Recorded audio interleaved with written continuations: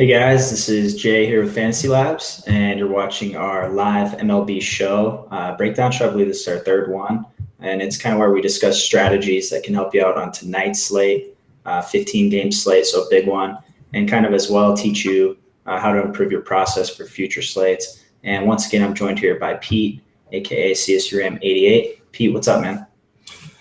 Happy Friday, Jay. Looking forward to a nice baseball slate. Good weekend upcoming here. And we're in the swing of things, sweating some golf. Fridays are obviously huge with the cut. So that's where we're at right now. How you doing? Good. This weekend, I did a pod with Brian, and I talked a lot about this weekend, how awesome it is. We got preseason football. We got Olympic basketball. I mean, it couldn't get any better, really. On a scale of MLB All-Star break to NBA opening day, how excited are you to watch Serbia tomorrow and our boy Nikola Jokic? 6 maybe. 5 or 6. That is not much respect, man. No, I think that's pretty strong respect. I mean, I think that's fair. Like opening night, dude, I'm ecstatic. I mean, when the NBA's back, when it first starts, like I am so happy. And the All-Star break is like kind of a relief too. So there's like a narrow range. It's in the middle there. Yeah, well, you make a good point. Yeah, that's the MLB All-Star break isn't too bad, but I'm like a 7.5 a strong. Oh, you sound like an 8 or a 9. I'm pretty excited, man. Dude, I can't wait to watch Jokic ball and these people, and we can play this slate too. Like it doesn't get any better. That's true. Playing on DraftKings makes it much more fun. Yeah, absolutely. But let's go ahead and give the people what they came for, which definitely isn't international basketball. But let's start off on this MLB slate, and then if you guys have any questions, hit us up on Twitter at FantasyLabs, and we'll respond to it at the end or during if they're worthy and urgent enough. But let's go ahead and start things off. We'll slide on over to our models page, and actually we'll start with the lineups page here. Check it out a little bit. We have, quite a few confirmed lineups. The Rockies lineup came in a couple minutes ago. Was to be as expected, I believe, with them. But there are some things that immediately stand out to me. Obviously, we've got Matt Carpenter making his first game back off the DL stint, facing the Braves, Joel De La Cruz. We have Eduardo Nunez hitting third tonight, which is definitely interesting. I think that game's at the top. So that's a pretty interesting move. We have Tyler Collins hitting 2-hole. For the first time this season, Cameron Maybin is still sidelined. The Pirates definitely threw out a pretty weird lineup here. Josh Harrison leading off. No Polanco. He's actually injured with an elbow injury. We got Joyce in the lineup hitting cleanup. So I think there's some value in stacks with Harrison leading off and Joyce in. And then kind of going back to the Cardinals lineup, this is definitely an interesting lineup with Holiday actually hitting fifth for the first time since 2013. So lots of changes overall in the slate I think we can capitalize on. How do you kind of go about when teams just mix it up like this and we only have an hour and a half or however long to kind of change your lineups? Well, it certainly presents value, and it creates a situation where you have to evaluate players a little bit differently, obviously, depending on where they're hitting in the order. Collins, you mentioned him in Detroit. Obviously, the matchup against Syndergaard is not great, but at 2.3K, if you need a punt, certainly he becomes applicable batting second now. Holiday moving to the 5-hole is interesting. Obviously, with Garcia playing well, they're going to do Carpenter and Garcia to start off the order. Putting Moss fourth. I think that makes a lot of sense. I like the lineup a lot. It also gives more protection to Brandon Moss as well, which is definitely a consideration too. So you have to adjust to these things. Certainly it presents a ton of value. Just looking here too, one thing I'm going to check with the Cardinals is look at the line movement for them. It's been pretty flat. They've been projected over 5 runs all day. But that's something else you can kind of confirm how well a lineup is or how good of a lineup it is based on line movement. So it's definitely a critical part of my process. And, the lineup page is great. Yeah, I mean, we definitely both like the Cardinals quite a bit tonight. So looking at this lineup, breaking it down a little bit, obviously Moss stands out quite a bit, hitting cleanup here. We got some value, we got some affordable guys. They do have a healthy 5.2 implied run total currently. So all those things are great. I think the biggest thing for me with the Cards, it obviously is Matt Carpenter back. Adds a big boost. they've already been solid as of late. They've just been dropping so many bombs lately. But in the 24 games he missed, the leadoff hitter hit 227 with 2 home runs and only 5 RBIs. So I like Carpenter exposure, and as well as the rest of the lineup for the impact that he has on that team. Obviously, in a good matchup going against the Braves here. There is rain chance in this game. That's something, another feature we can quickly view from the lineups page is the weather. And on this slate in particular, I believe we have 5 out of 15 games that have a chance of rain. So Pete, on slates like these where rain can really affect every move you make, can you kind of walk us through your process a little bit when dealing with games that carry risk, or kind of more specifically, at what point do you completely avoid a team based on the chances of rain? Do you have anything kind of set, or does it fluctuate?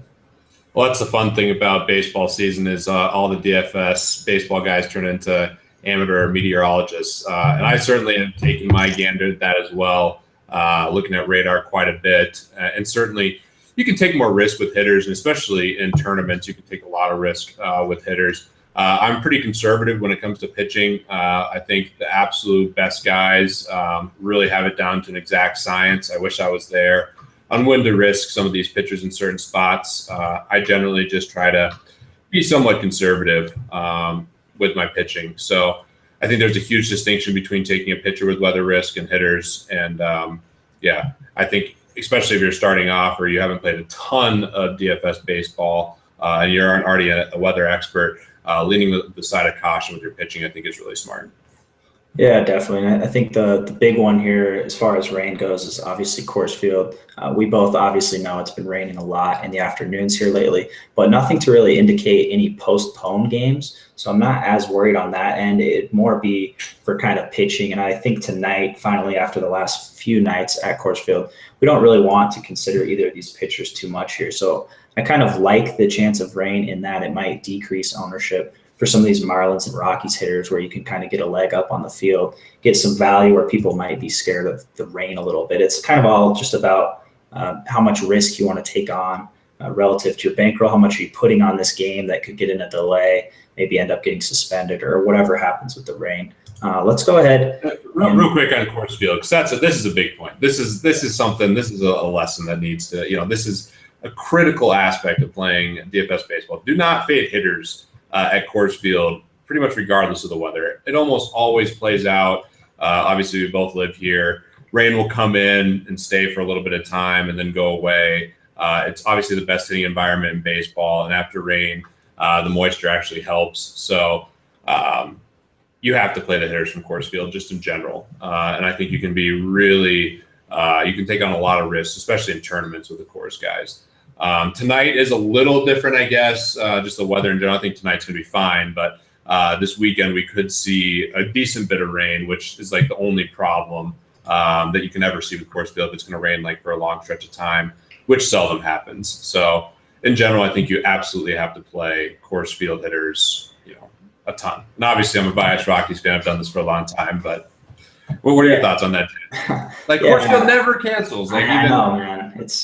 It really never does. I think it's like a myth that so many people are like, oh, Coors Field needs a roof or whatever. It snowed during a baseball game, but like they do surprisingly get almost, a lot of their games in.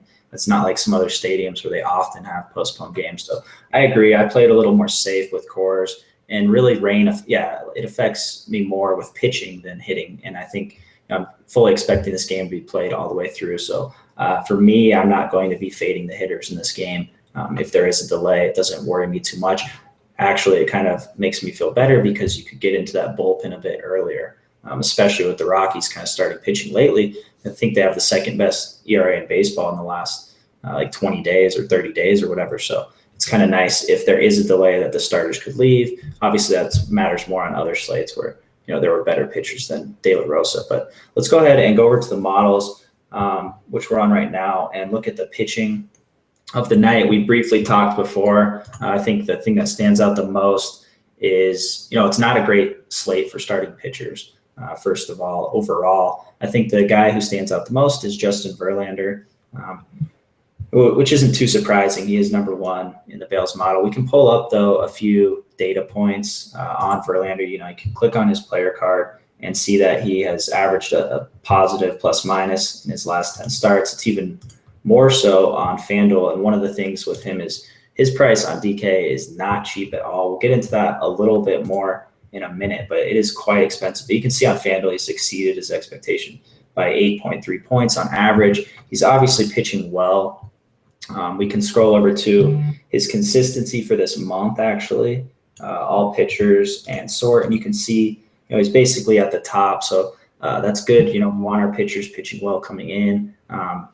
We can look at his advanced stats as well in the last 15 days and see change of average fastball velocity. He leads all pitchers on this slate, which for Verlander is something that I think actually matters a bit more because his main concern, especially in the last few years, has been losing his velocity. And then finally, you can go ahead and do the month and look at even just something as basic as fantasy points per game, and he leads that as well.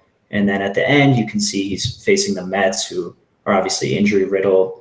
They do benefit from a DH, but they aren't necessarily a difficult matchup. They have Diaza and Kelly Johnson, Matt Reynolds. It's a pretty far cry from the Blake Street Bombers of the 90s. So, Pete, how are you kind of tackling Verlander on this slate? I think Verlander is an easy choice how to handle in general. If you go back over to the models, you'll see he has a 99% bargain rating on FanDuel. So on FanDuel with one pitcher, I think he's the obvious choice. He's the favorite in that game. On DraftKings, if you're going to get all your exposure to him on FanDuel, if you're playing both, I think that it makes sense to potentially fade him. I mean, he's really expensive, and there's a ton of great bats tonight. So 13.6 for Verlander is, that's the highest price I think he's been all year easily. And I just think it's an easy choice for me personally to play him on FanDuel, probably fade him on DraftKings. Yeah, I'm pretty close to that. I might actually end up paying up for him on DK. I like him quite a bit tonight. I don't want to be deterred by that price, but yeah, it's absolutely the most expensive Verlander has ever been on DraftKings. I think on FanDuel, he's a really easy cash game play. I think obviously you have your reasons to fade him in tournaments, but cash, I think you're fine going him. On DK, though, with the 13.6 price tag, it's definitely tough. I think you kind of have to look at other pitchers, to supplicate that high cost. One thing we can do is look at a trend, looking at pitchers who have been priced that high, a minimum of 13.6, and you can see out of 73. Obviously, there's a reason these pitchers are priced that high, especially on DraftKings. They're not just going to price up some guy who sucks really high. So, you look at historical data, and it helps in a way that it shows that even at these high prices, these pitchers are still averaging 27.7 DraftKings points. So I think that bodes well for Verlander here, and I think it allows me to feel better about paying that price if I need to, if I can find those value bats, which we'll get into soon. What are some other pitchers, if you're going to fade Verlander on DK, how are you kind of going about tackling this pitcher slate? We have a lot of options, but nobody's standing out to me too much in cash, at least, where I feel really safe about. It's definitely a challenge. I mean, you can look at Syndergaard if you want to pay up a little, below Verlander. He's not my favorite play today. I like Lester still a good bit. I think paying up for him's fine. I think Snell will garner. I think he'll end up being somewhat heavily owned. A pitcher that has rated somewhat decently in my models that I won't touch is Kazmir. And maybe I'll be stupid on that. Yeah, I'm way too afraid of those bats. I know he's rating decently well. And I think someone else who I'd rather play in a spot is Garcia versus Atlanta for 6,900 and then really load up on the bats. I think Keuchel people might potentially play, but again, Texas is pretty scary offense. And Felix Hernandez has been bad, but maybe people will play him as well. I mean, against the Angels certainly makes sense. So it's a tough night of pitching for sure. There's a lot of valid options. I think Lester's probably the safest play to me. And then I like Garcia too for tournaments, hoping that he has a pretty decent game and then just, basically banking on the expensive bats having a big night. Yeah, for sure. And you look at the price differential between Verlander, obviously, and a lot of these other guys, it's huge. So I'm probably on the fence. I put a lot of weight into my starting pitchers. And Verlander, I feel very safe with, and that I think for DK cash, I will spend up on him and just hit a lot of value elsewhere. Real quick on Kazmir, I think he's a very interesting play. David Ortiz isn't expected to play at all this whole series outside of pinch hitting. Hanley is questionable. Even if he plays, he might not be 100% with that wrist injury. So I'm kind of looking to capitalize on Kazmir in tournaments where he's averaged 17 DraftKings points at home compared to 14.9 on the road. I think he's an intriguing tournament play. One guy, though, that I'll go into real quick, you might need to stop me if I dig too deep, is Francisco Liriano. One of my favorite tournament plays on this slate, making his Blue Jays debut. He's definitely been pretty underwhelming for a good stretch here. You can pull up his game log, and it's pretty hideous. I mean, outside of the Brewers game, who I believe lead the league in strikeout rate, it's really bad. It's obviously horrible. But the reason I'm high on Liriano is because he's getting his battery mate back in Russell Martin. And these are aspects, I think, of tournament research that shouldn't be overlooked. I think you should take into consideration his exceptional history with Martin as his catcher. And then the other reason I really like Liriano is his opponent, the Royals, have just been horrible in the entire last month. They rank dead last in WOBA in the last 30 days in the league and dead last in ISO the last 30 days. So they've been really incapable of hitting the ball well. This is a situation I think people will be off Liriano completely when he actually has a lot of things in his favor. So I think looking at him, there's value to be had in tournaments. You can expect low ownership and maintain that high upside. And with Russell Martin, it's not just quoting Russell Martin, how he was gushing about how great his chemistry is with Liriano. I think it's worth noting Liriano has a 2.92 ERA in 200 innings with Martin and a 4.28 ERA with all other pitchers. And I obviously don't like to rely on ERA as a great indicator for potential future success, but I think in this case, it's a bit warranted to kind of highlight the positives with this battery. So with all that said, Pete, does that make sense on why some people might have exposure to Liriano, even though he's been pretty garbage? Certainly a nice angle. I'm scared. That's the reason I'm not off Casimir, dude. I was just looking through his game. Last time I played Casimir was probably against the Padres, and he had 5 fantasy points. And these are just guys that in general I try to avoid, but I certainly think that makes a lot of sense, especially the data on the Royals. And, Russell Martin, that's the reason he got a big contract, is he's one of the best pitch framers in baseball, and there's a ton of value in how he calls games. So that definitely matters for someone like Liriano, who's a total basket case and can totally lose it at any time. To have someone reliable like that behind home plate makes a ton of sense. So it's tough. The pitching is certainly suspect. And the team total, which generally where you want to lean, going back to Casimir, is in your favor here with Boston. Definitely a good sign. They're only projected at 3.4 runs now, but I'm still scared of Casimir. Yeah, no, that's fair. I mean, these are just tournament plays for me. I like the upside they present. We can get into the Vegas page a bit later, but I believe Boston's run in total has dropped a good bit. One thing, what are you kind of doing with Blake Snell? He's been pitching great lately. He faces the Twins, who I think we all should rightfully be terrified of. Snell's been on fire. He's the second highest rated pitcher on the Bales model. You can look at his consistency, 75%, his upside, 25%, 0 dud rate. His points per game have been nice. One thing I think with the Twins, I'm kind of off Snell. I think some people will play him. It's an attractive price point, especially pivoting off, Verlander and his insane price. But the Twins easily have the highest WOBA over the last month, the second highest ISO. So they've been doing this consistently lately. It's not just the Indian series that kind of set them apart. They've just really been hitting the ball well. So it's not really a team I feel great about picking on, which kind of leads me again to being a bit more comfortable fitting Verlander in cash and kind of delegating Snell to tournament duties only.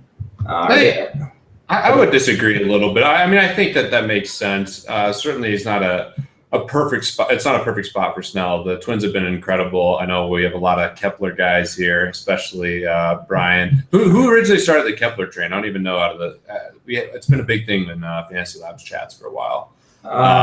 Probably Brian, because he took down the squeeze with Kepler. Right. So he's carrying that offense alone. They'll have great stats just based on how he's been playing. Mauer's been playing well. I like Sano. Dozier obviously. Dozier's been picking it up. They have guys that are coming through. They changed their lineup up a lot. You have Vargas some days, Grossman. They have a lot of guys that are hitting well. So I just think it's a team. It's enough for me to not really trust Snell going against that offense that's obviously clicking right now. Well, I'm biased, massively biased actually, because I went to one of the last times Snell pitched, which was in Colorado. One of the only games I've been to this year. Of course, stacked the Rockies, stacked the Rays, and then Snell came out and just absolutely dominated.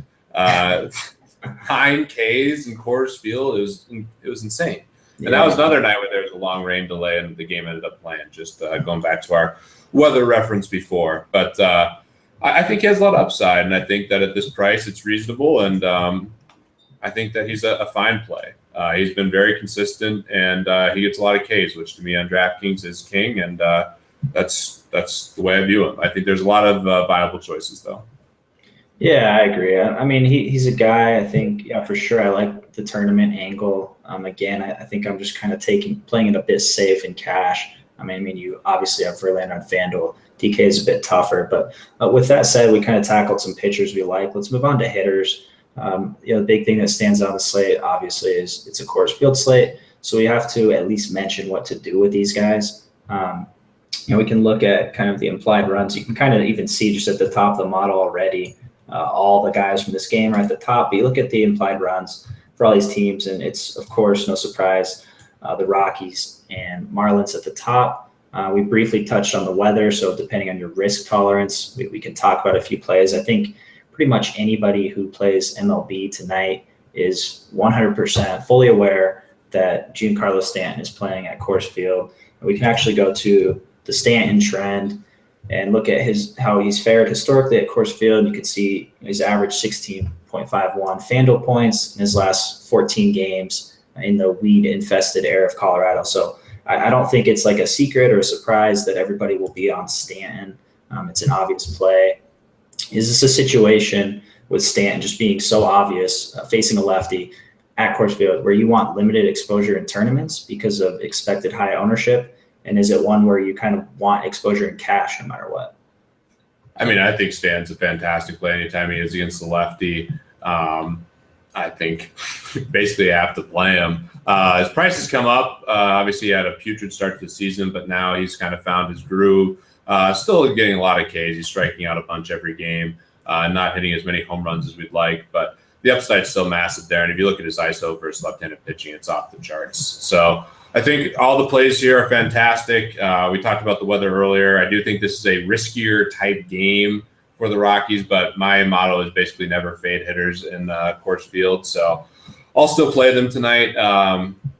And I think, the whole lineup. You look at the, Ozuna, Realmuto, Prado, all those guys have done well versus lefties. D. Gordon has a ton of speed, and if they get to De La Rosa early, it'll be the bullpen. Obviously, the most at bats for Gordon. So the whole lineup's stacked, and they have the highest team total on the night. So I think they're great. The Rockies, another good spot, I think, even though they didn't put up much offense last night. I had some people ask me about Carlos Gonzalez with the rain and his ankle injury. I'm still going to roster him against a right-handed pitcher.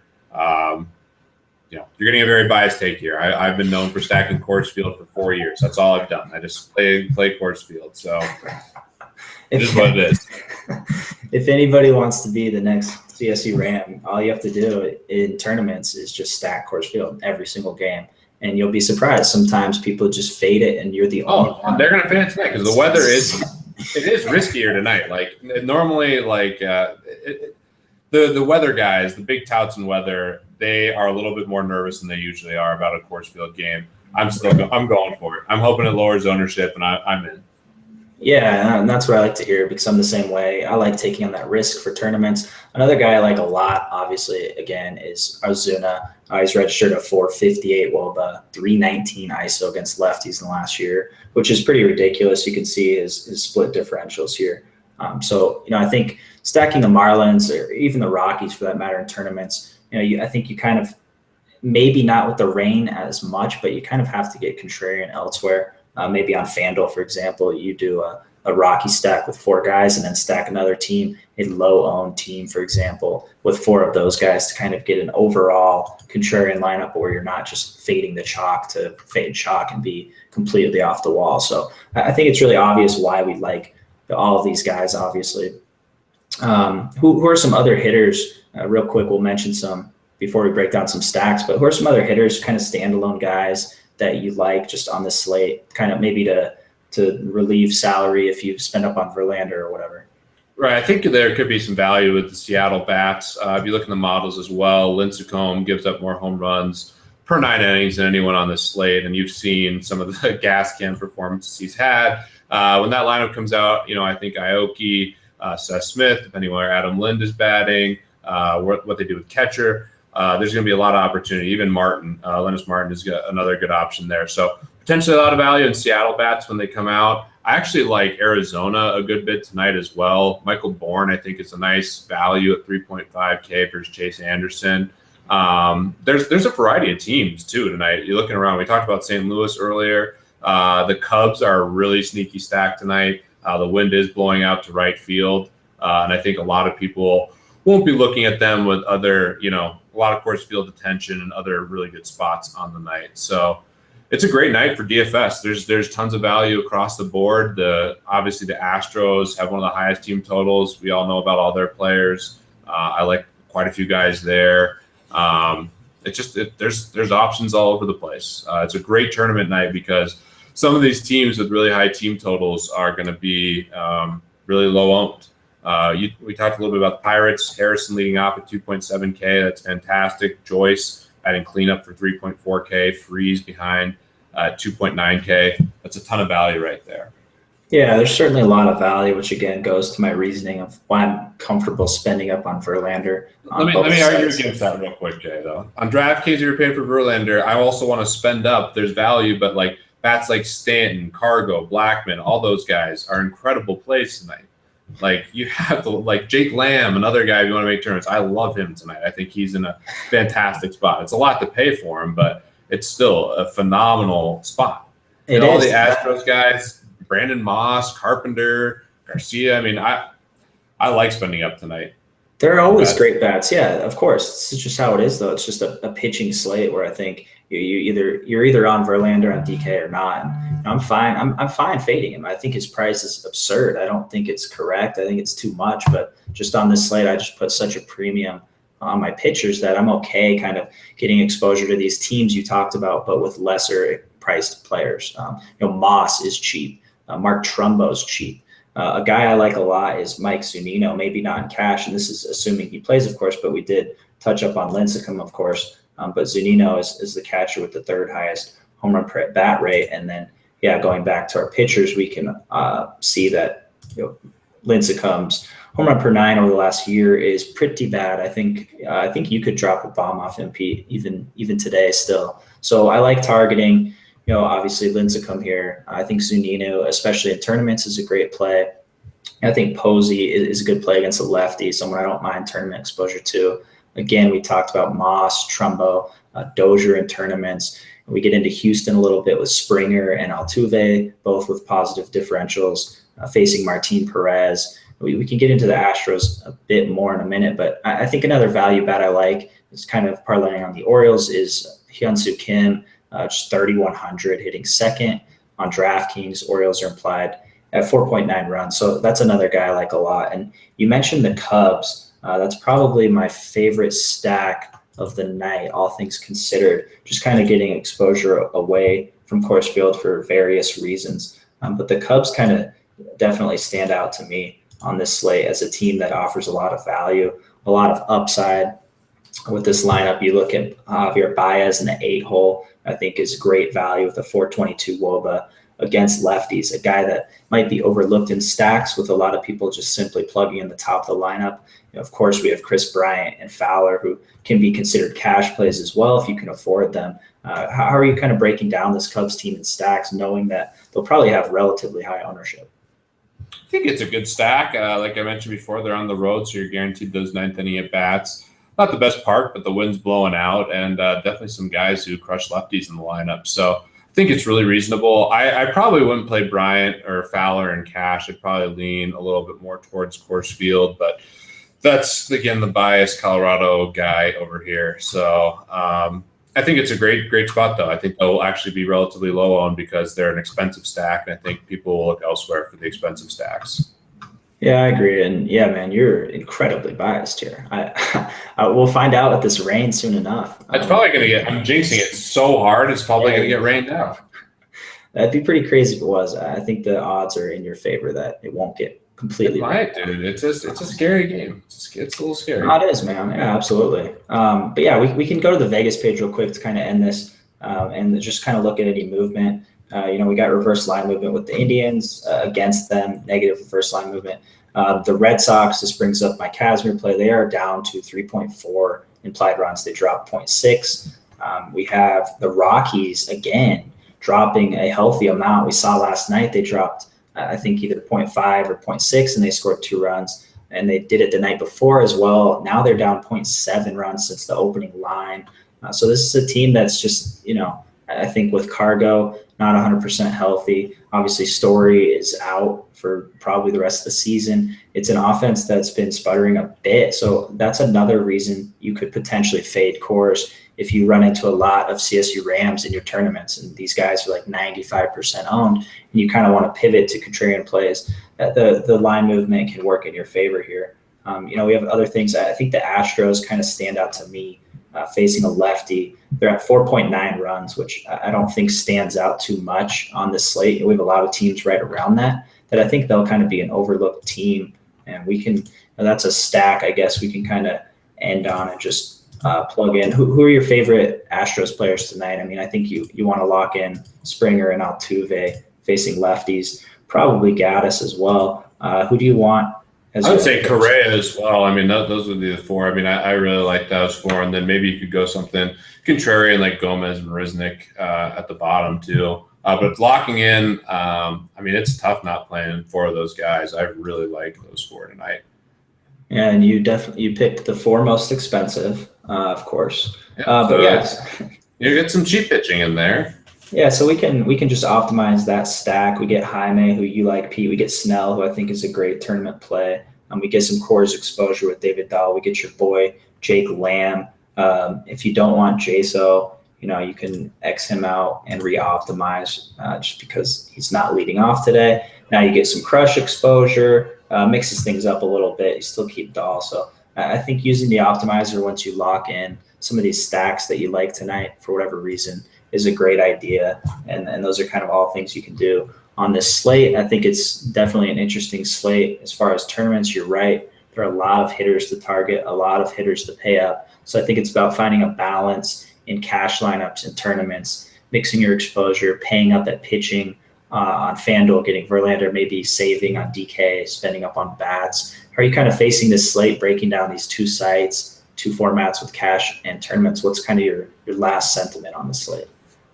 I'm mostly playing cash tonight. I do think there's a great night to play tournaments. If I had a little more time today, I definitely would have done that. But for cash, I made it pretty clear. I'm looking a lot at Coors. I think on FanDuel, I'll have a little bit different team with Verlander, but DraftKings, I'll be going cheap pitching and trying to load up on that, and definitely we'll see what happens. I think that I'll be able to use that in cash and also use it in some tournaments as well, some lower entry tournaments where it might be a stronger stance to have Coors Field. So that's kind of how I'm looking at it, and a lot of good stuff today. Jay, what are your final thoughts?